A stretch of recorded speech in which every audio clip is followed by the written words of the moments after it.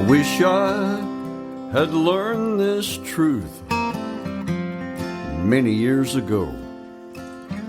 Be thankful for the days, good and bad.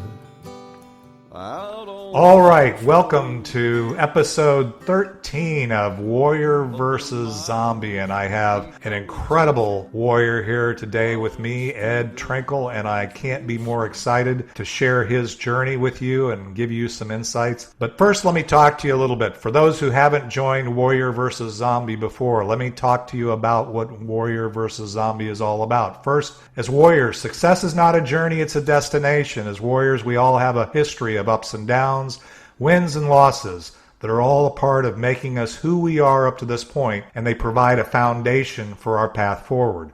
We all battle our inner zombie as well as those zombies in our world, and in each episode I interview warriors who are aspiring leaders from all walks of life: entrepreneurs, artists, health practitioners, business owners, pastors, any inspired leader that has a story to tell.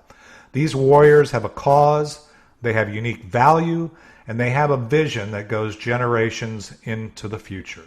Today I have Pastor Ed Trinkle. He's a warrior on many levels, and most importantly in my book, he's a warrior for God. He started his journey in ministry at 24 when he and his wife Kim moved to Missouri to attend seminary with 2 babies in tow. They now have 4 daughters and 3 grandkids, more on the way probably.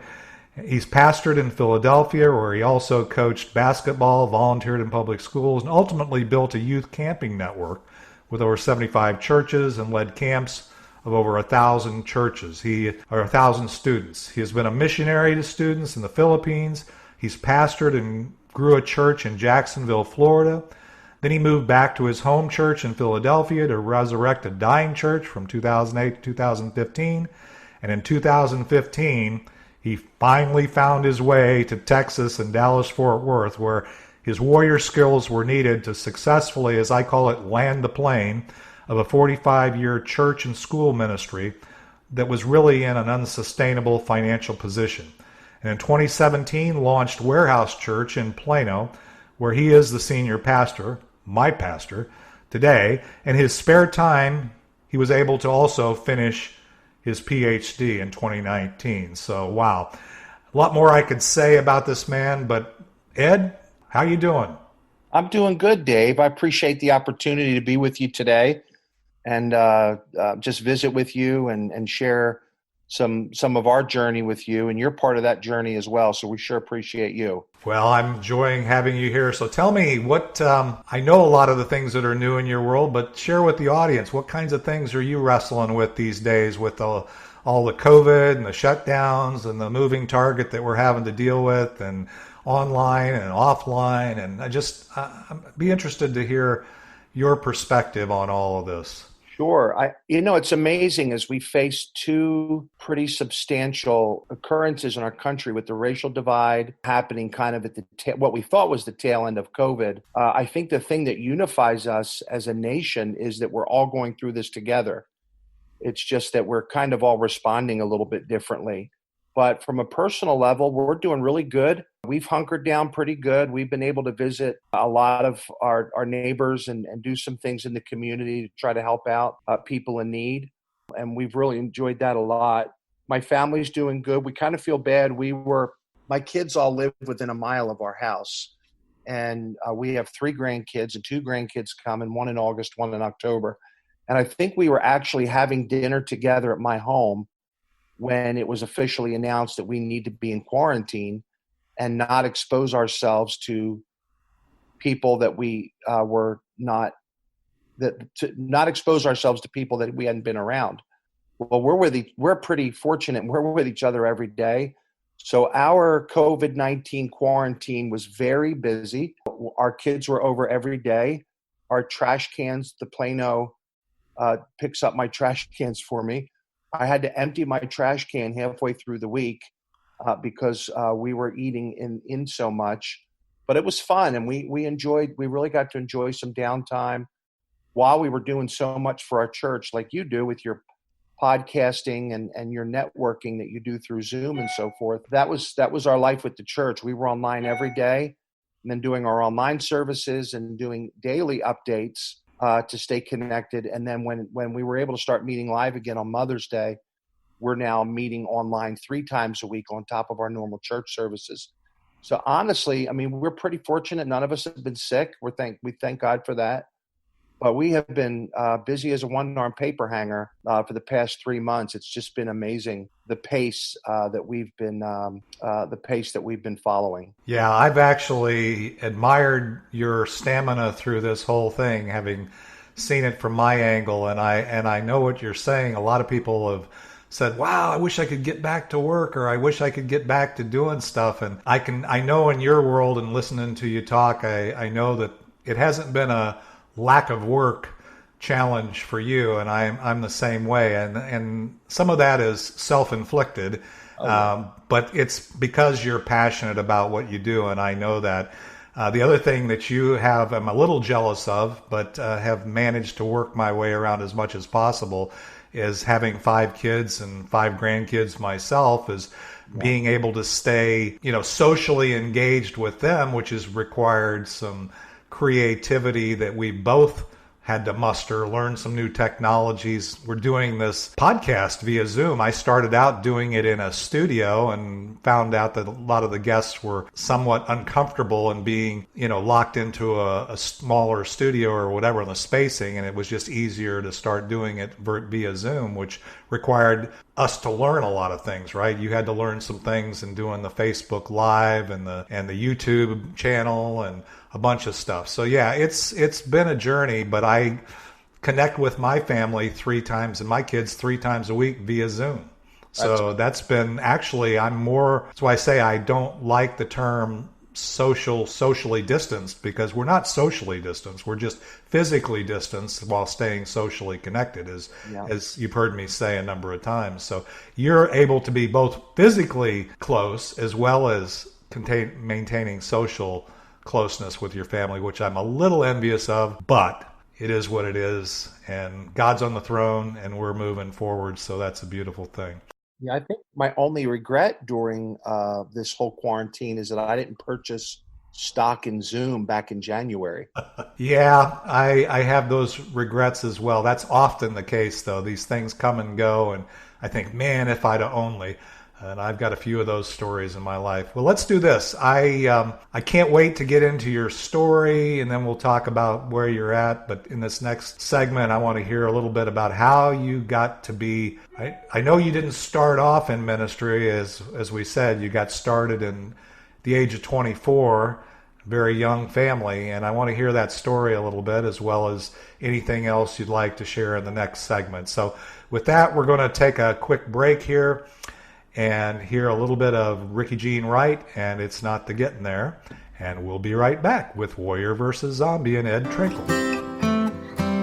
But the miles become the teacher while the student learns real slow, traveling blind most of the time.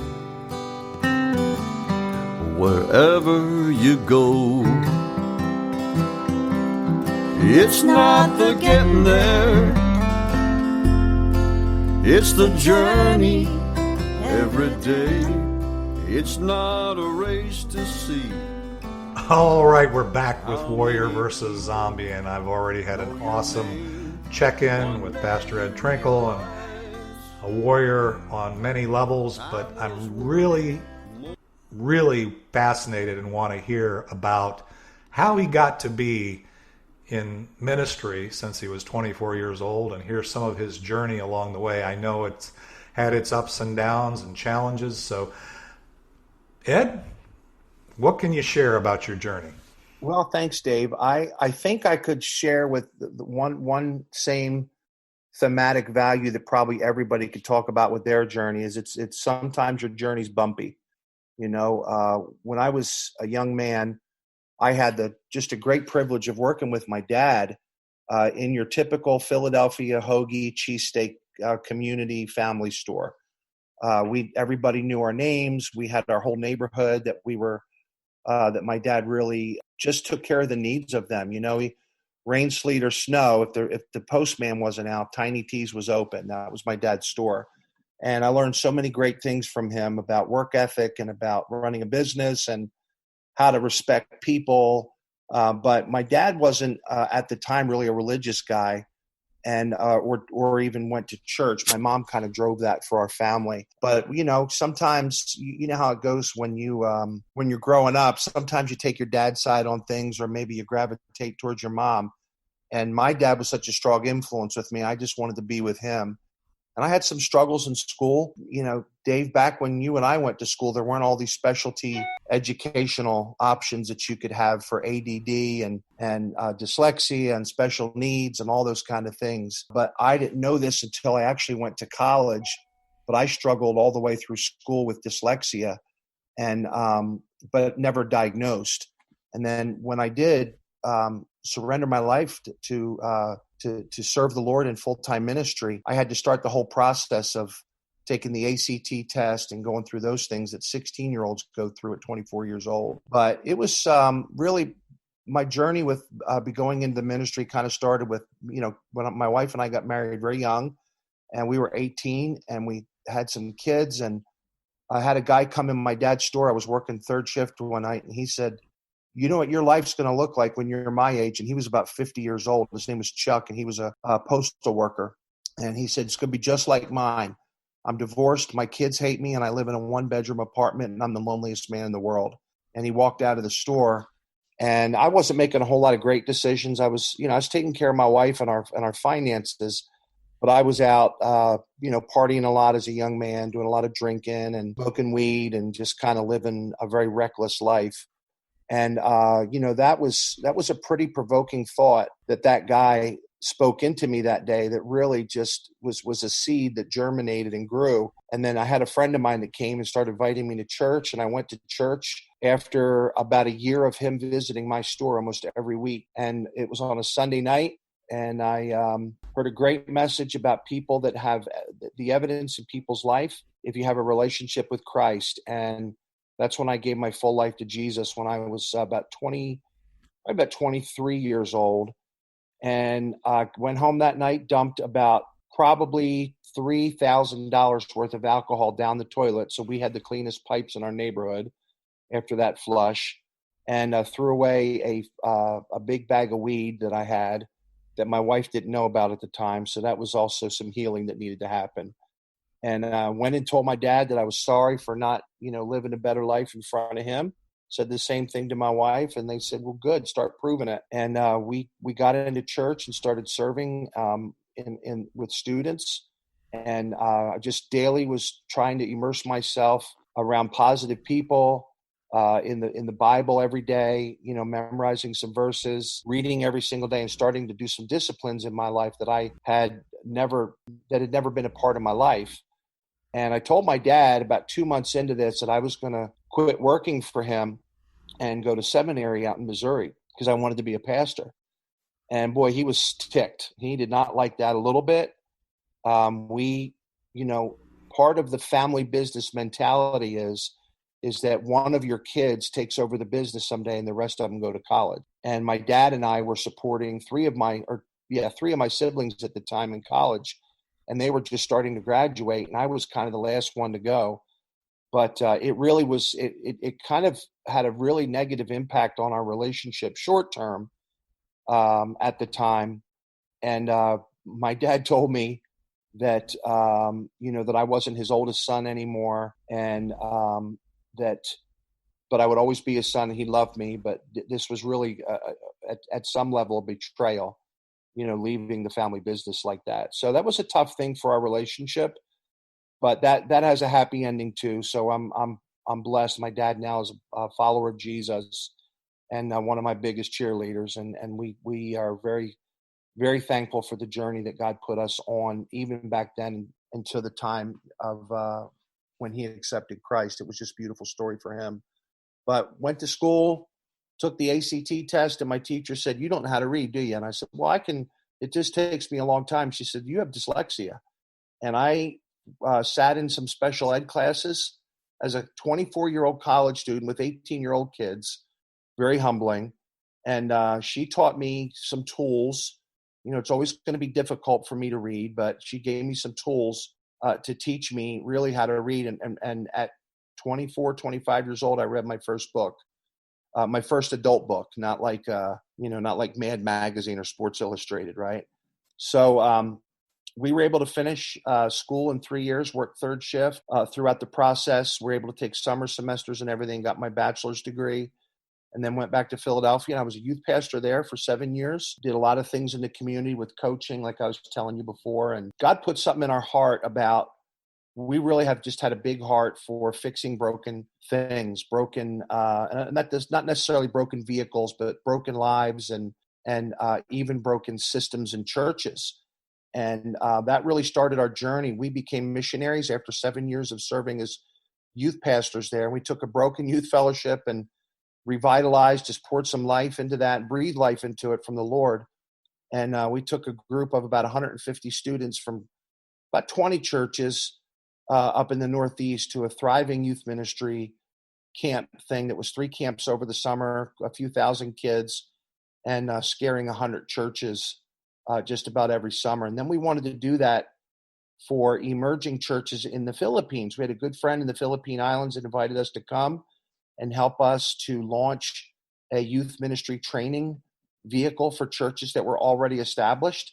And we started that and started a camp ministry network while we were there. Fortunately, I mean, God's plan's fortunate, so I'll say fortunately, the missionary we were working with had to come home because he was very sick. So we had to take his 2 churches, and I became pastor of 2 churches in the Philippines by osmosis. I didn't really surrender to it. It was kind of dumped on my lap. And we were able to grow those churches, build some buildings for those 2 churches, and actually plant a 3rd church in the community before we came back to the United States. So it was a great experience serving as missionaries over in a foreign country. Really, probably one of the best things that had ever happened to our kids, and maybe one of our best parenting strategies, if I could use that, was spending a few years on a third world country with our children, because it drew us really, really close as a family unit. And then it also gave my kids an a high level of appreciation towards the privileged life that they had of being an American while they saw what they saw in third world country living. So it was a great experience for us. We came back, served as a college pastor, transitioning back in the States. And then we were called to our first church in Jacksonville, Florida, back in 2002. And Kim and I served there for 7 years. And boy, that church we love Jacksonville. We love our friends that are there. That church had gone through some years of brokenness from some mistakes and some financial mistakes that were made by previous leaders. And we were able to transition that church from a very liturgical, traditional Baptist church to a thriving evangelical, non-denominational church that made a really big impact on the community. And we were very privileged to be able to hire a guy to be our executive pastor. And probably about a year after Pastor Frank came on our team, my home church up in Philadelphia called me. And I'm skipping through a lot of stuff here because Sure. This isn't the life story of us. It's just a part of the journey, right? But my home pastor called me. He was retiring, and the church up in Philadelphia was really in a very, very desperate situation. So my church in Jacksonville, we led them into calling Pastor Frank to be their pastor, and he's been their pastor since 2008. Dear friend, he's doing a great, great job, and we're actually going back to speak for him probably sometime this summer once all this COVID stuff is done. But we went back up to Philadelphia, and we took our home church that was running about 100 people, 120 people. We had $6 million in debt, and debt's relative. I mean, $10 in debt's a lot to somebody who doesn't have any money. But the church was not able to service that debt and was going in the hole every year. We had tax levies on our property. We had injunctions against us, legal injunctions that turned into levies on our property. So we had to sell our property, and it was during the 2008 recession, so it was a terrible time to sell real estate. And that church being $6 million in debt, we sold our building for $3 million, and we were only able to pay half of our debt off.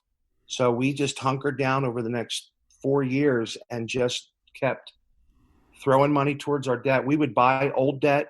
We would have somebody that would sue us for some of the debt from the former leadership of the church.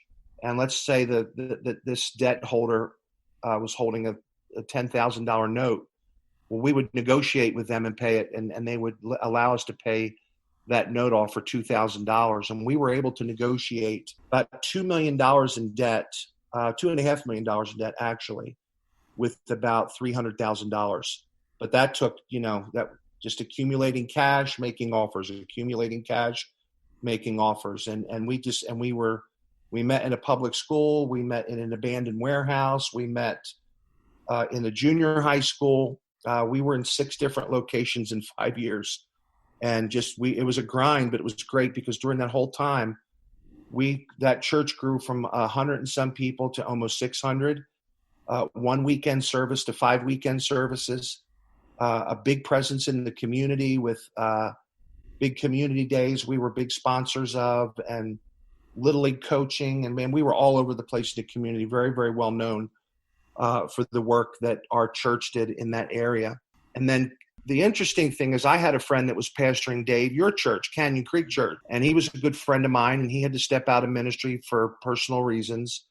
And the board of Canyon knew my journey up in Philadelphia because of my relationship with your former pastor.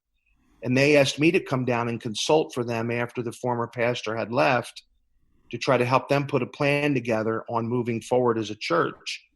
And we had been up in our church in Philly for the last 7 years. We just merged. We pulled a little tiny dying American Baptist church under our wing, and we merged together and formed the Bridge Church. We were able to acquire a building through that, refurbish that building. And we went from being $6 million in debt our first day to when God called us to come down here to Dallas. That church is in a refurb building that we put about $2 million into by raising. And now that church is in a building that's probably worth $5 or $6 million debt free. So can't even begin to go through every story with you, the lawsuits, the SEC, and all the crazy stuff we went through. But God used that to really give me a huge, huge heart, both of those churches, for the need in our country to revitalize dying churches. There are more churches in the United States that close down every day than are being birthed and planted. And so when we came down to Canyon to help revitalize this church, we really were not intending to do that. I thought I was going to spend the rest of my life in Philadelphia. But the Lord made it very, very clear to us through some very specific ways that he answered our prayers that this is what he wanted us to do. So we spent our first couple years here just trying to get the church unified again and get the school running the right way. But as you know, Dave, some of those hurdles were insurmountable financially. The debt was, I think it was over $7 million, if I'm not mistaken. And the school was going in the hole every single month, and it was just draining the ministry. So we made a decision whether or not we knew through meeting with some businessmen and some ministry leaders outside of our church, consultants, that we had to make a decision on whether or not it was going to be the church or the school. And we voted with our board at the time that it was going to be the church. And we decided to close the school. We were able to, by God's grace, you were available and had such a love for that place because of your previous experience there. We were able to hire you to help us close the school year out, which was really, really, from my perspective, it was a very hostile situation until you came in, and that thing just stabilized, Dave, with your leadership, probably in about 2 weeks, if no more than 30 days. And it made it very easy for us to land the plane, as you would say often in teacher devotions. But, every person that worked in that place either found a job or moved and found a job. But we had 100% before it was all said and done of all of our employees found future employment. And that really was our goal. The children's education with the school is a huge goal, but frankly, there are a lot of great schools in our area. So we felt confident that was going to take place. But the jobs and the income of those families really became a priority towards the end. And you just orchestrated that just wonderfully. And then we opened up Warehouse Church. And when I did, I had a guy come up to me and say, you need to think about starting a ministry. This is the third church that you've revitalized, and actually be a consultant to help churches through that, and through some of my mentoring that I have outside of our church from some guys in the ministry. I decided to go back and finish school, and I was able to. It took me probably about 2 years. I finished my master's in counseling in Philadelphia, and then I did my PhD in philosophy and strategic leadership, and I finished that last year. And I'm using that as a platform of credibility for when our church gets a little more healthier and we kind of take a few more steps in our transitioning revitalization journey of shoring ourselves up financially. I want our church to be not only an example, but a ministry of our church to help other dying churches, not only here in Texas, but all around the United States. Well, that's actually a great point to because I want to get into the next segment. I want to talk about where Warehouse Church is and where you are in that whole thing. So we'll come back to that. It's been an incredible journey. Thank you. I'm a little uncomfortable that this part of the podcast, you shared so much love for my involvement, but you do know we intersected on that part of your journey, and I love you, and I know that everything worked out the way it was supposed to. Some people think of having to close down a ministry as a sad thing, but when God brings one thing to an end, He starts something else even better, and His will is perfect, and there's no question about that. So I'm thankful that you're a warrior in my life. You're a mentor and example. And when we come back in the next segment, we're gonna shut down here for this segment and listen to a little bit more Ricky Jean Wright. And we come back, I want to hear a little more about where you're going, why you're doing it, and you've given us some things to think about as we get into the next segment of Warrior versus Zombie with Ed Trinkle. It's not a race to see how many people know your name. One day you realize time was worth more than the gold. It's not the getting there. When you get there, you'll know. Funny how wisdom and youth. All right, we're back Are with always the two different third games. segment of Warrior versus Zombie here with Ed Trinkle, and we've heard a lot of his journey, and man, I'm wore out just listening to all of the ups and downs and challenges, but it's obvious that he's had a massive influence in his community and world and in God's kingdom and all that. So Ed, can you tell me a little bit about Warehouse Church, where you're at, the value that you are providing, and why you continue to do what you're doing, and if anything were possible, where we go from here? Sure, Dave. Selfishly, I think I love pastoring Warehouse Church because we get to go to the movies a lot with you and Cheryl, so that's a lot of fun living here. But, it is really about relationships that we have with people, seriously. But, there's a phrase in the Word of God that you and I have used in stewardship campaigns, in building campaigns, in friend days, and all that kind of stuff. And it's said this way: for such a time as this. And I know you've heard that a lot too, being in the church world for so many years yourself. And I think that's really true about our time. That we're currently in with Warehouse Church in Plano. I think it's fair to say that Plano has some pretty awesome churches in it, and I'm being inclusive of many other churches in our community. And there's good and bad with that, right? The good part is that the gospel has layers and layers and layers in our community. The bad part is it's very easy to leave a church to go to another church when the music decibels are better at that church, or the kids ministry is better, or the seniors. It's almost like a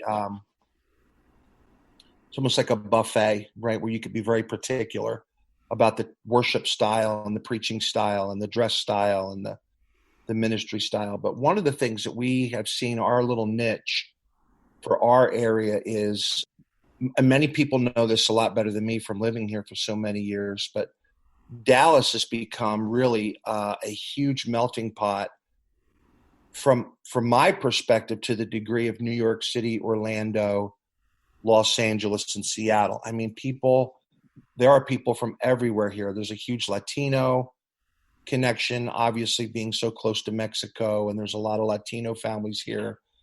The Chinese and Japanese population, specifically Chinese, is exploding here with the connection with UTD that's really close to our church.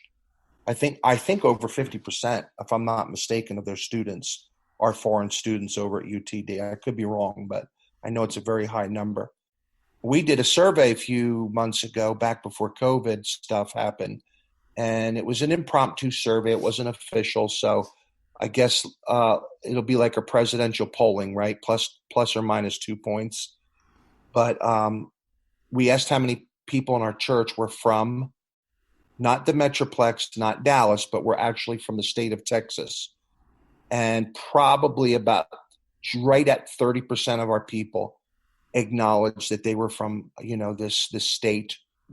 And they could be as specific as Plano, or maybe we do have some people in our church like Jack that's from Amarillo, but that's 30% of our body.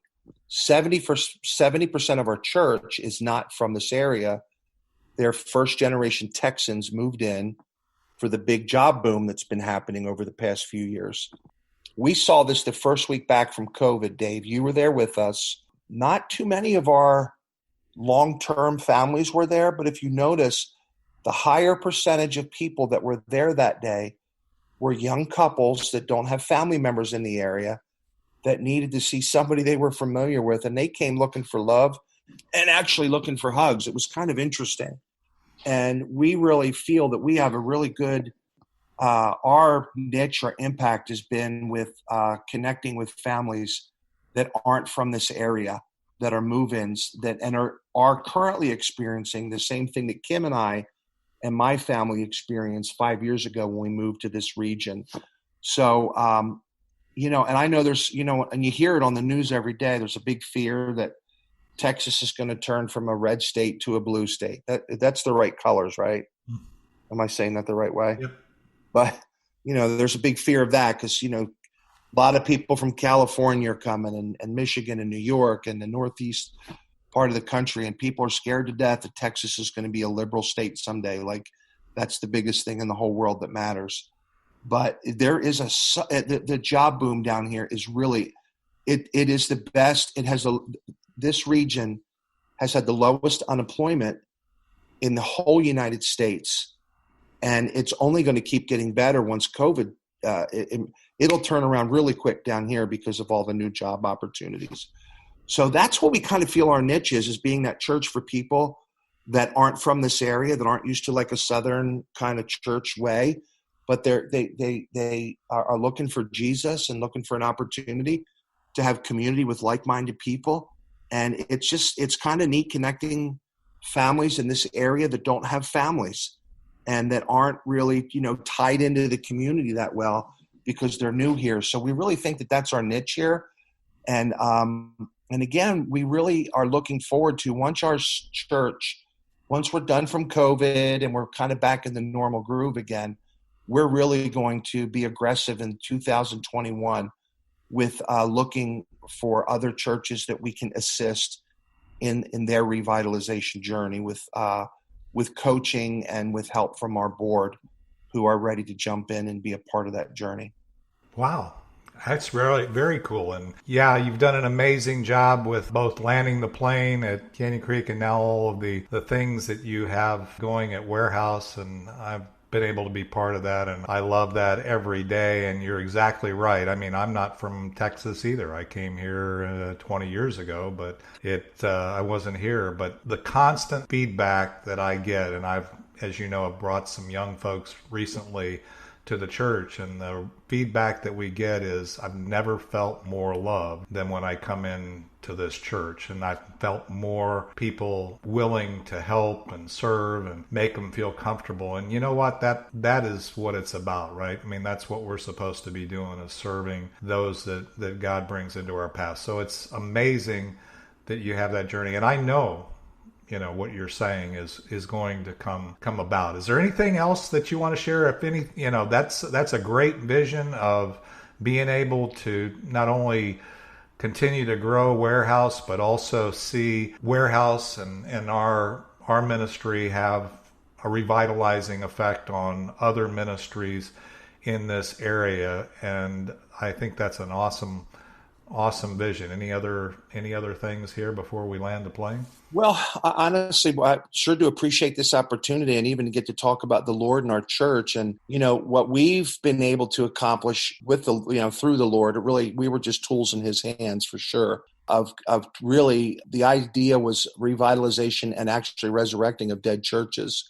That's what I did my dissertation on. And Warehouse it's been such a joy to see the turnaround that's happened in that church, and not just the building and some of those things that, the things we get to see and touch and enjoy, but the lives that are represented for that has been really, really something that sustains us and brings us joy in difficult times. We had a couple that just joined the church. She's a police officer in Irving, and he's the guy that who's a consultant and did work with the Kansas City Chiefs this year, and he's getting a Super Bowl ring, which you and Richard Pascuzzi are going to drool over when you see. But we had dinner with them the other night, and she said, I never knew my life's purpose.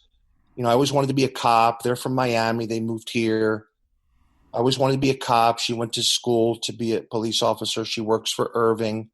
Boy, what a time to be hired as a police officer right now, too. But she's doing a great job.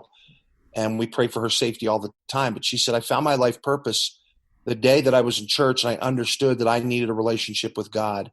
And it was during a church service where she invited Christ to forgive her of her sins and to come into her life and be a part of her life. And she said, I've been searching. She said, I thought it was a job.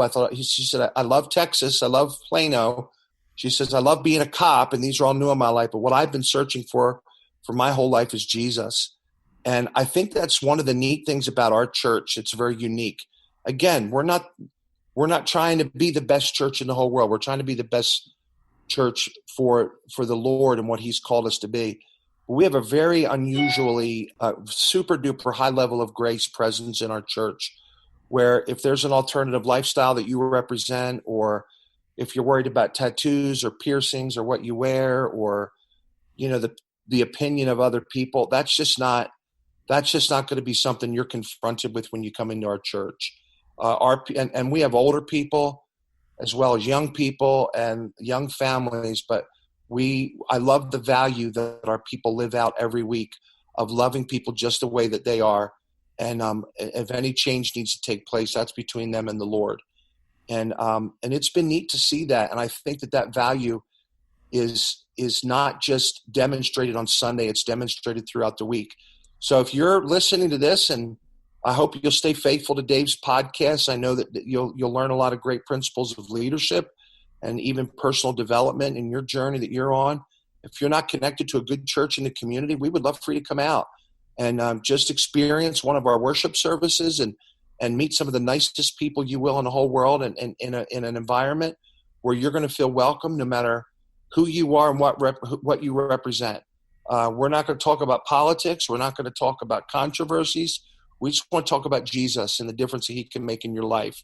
And that's been the greatest thing, the privilege of our lives, is to be able to do that with great families like you and your wife, Dave, and many, many other people in our community. So thank you for allowing me to talk about these things and about our church. And we hope that some of your constituents will check us out someday, like so many already have. Well, that would be my hope too. And what we're going to do here is we're going to take a quick break, and we got back for a real quick, what I call land the plane segment, where if there were any two things that you could take away, or you would want listeners to take away from all this that we've talked about, You've already said them, I'm sure, but if you could give me two things, and then obviously finding their way to Warehouse Church would be an awesome thing to occur. But if you can tell us specifically how to do that, and then we'll call it a wrap. And again, I appreciate everybody here listening. Appreciate you, Ed. And we'll be back after this quick break of Ricky Jean Wright, and It's Not the Getting There. And we'll be back for the final segment. But the miles become the teacher while the student learns real slow, traveling blind most of the time. Wherever you go, it's not the getting there, it's the journey every day. It's not a race to see. All right, and we're back for the Land the Plane segment of Warrior versus Zombie, and we've had quite a journey here, and we've heard a lot about not only the journey that Ed Trinkle has been on, but all the amazing things that are happening at Warehouse Church. And now I'm going to ask you the one question that I said I would before, and we want to hear is, if anything were possible, what would be a couple of things that we would take away from this episode of Warrior versus Zombie that you'd like to make sure that we have? I don't know if you remember, Dave, but the first time you and I met, when I first took the church 5 years ago, we were sitting in my office, and that was one of the first questions you asked me. You said, what would you accomplish if there were no barriers, money wasn't a barrier, this or that, what is the goal? And I love that. I love thinking like that. And I think for us, one of the messages we like to share, the Bible says in 2 Corinthians, it's a section of the New Testament after Jesus' life was talked about. It says in chapter 5, verse 17, if any person is in Christ, he's a new creature. Old things are passed away, and behold, all things are become new. And, whether you're 20, 30, 40, 50, 60, or 70, this idea of revitalization of a church and resurrection of a church really parallels exactly what Jesus did in the life of Lazarus, raising him from the dead, what he did in the life of Paul by just totally changing the trajectory of his life. And that's the same thing he wants to do in your life and my life. It doesn't matter how old, what you think your past looks like, what you think other people think about you. God has a plan and a design for you, and he'll put you on a trajectory in your life to have influence and be used by God to do things that you can't even imagine. And I think this idea of church revitalization is very secondary to the idea of true life revitalization that we can have with a relationship with Jesus Christ. So with God, all things are possible. God loves you. God loves you just the way that you are, but he loves you so much he doesn't want to leave you that way. And his plan for your life is far greater than anything you could ever imagine or dream of. My wife and I laugh about this all the time. We're just blue collar people. Our parents are both families from very, very blue collar backgrounds, worked very, very, very hard all of our lives. And we have been able to do things that we would see on TV and dream about because we've given our life to serve the Lord. And God has some things like that for you if you will give your life to him and become a follower of Christ. And it really isn't about being in a denomination or exclusively Warehouse Church. Again, there's a lot of awesome churches in our area and all over the world. But if you're looking for a place that's going to love you and accept you the way that you are, my arms are wide open. Dave and Cheryl are two of our best greeters and ushers, like many others. We're going to be there and receive you and make you feel welcome because we want to get you to meet. I'm blessed to meet you today and for you to meet me. It really is an honor for your friends and people that listen to this. But the greatest person you could ever meet is Jesus. And we would love to have the opportunity to introduce him to you through some relevant teaching out of the Word of God and through great group life that we have. So I guess the message that I want to share is, if you don't know Jesus, come to know him today. Or whether you do or don't know him, we would love for you to check us out at Warehouse Church and see if you'd like to be part of our church family. Well, that's an awesome takeaways we'd like. First of all, that you said is it's never too late. So we can start this journey anytime, and we're started right where we're at. And this church, your church, and Jesus are just sitting there waiting for us to move in his direction. And with him, all things are possible. So those are amazing takeaways. Let me ask you this. You've mentioned Warehouse Church a few times. And how do we, listeners of this podcast, how do we get in touch with you now that we know who you are? I'm going to give you 3 really, really easy ways. You can contact me personally at through my email, pastor at Warehouse Church, just like you would think it's spelled, warehousechurch.com. That's pastor at warehousechurch.com. And I would love to interact with you, encourage you, be part of your journey and your walk with God. You can also, there's 2 ways to be a part of our church right now, and this is very relevant to the time that we live. You could come and visit us live.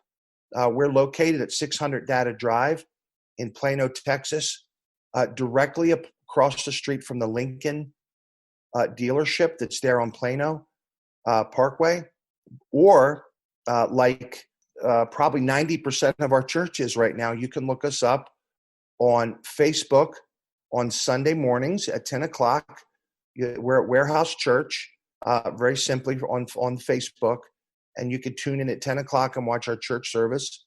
You can also watch it at 10 o'clock on YouTube, www.youtube.com/Warehouse Church. So you could look us up on YouTube, you can look us up on Facebook, or you can go to our website, warehousechurch.com.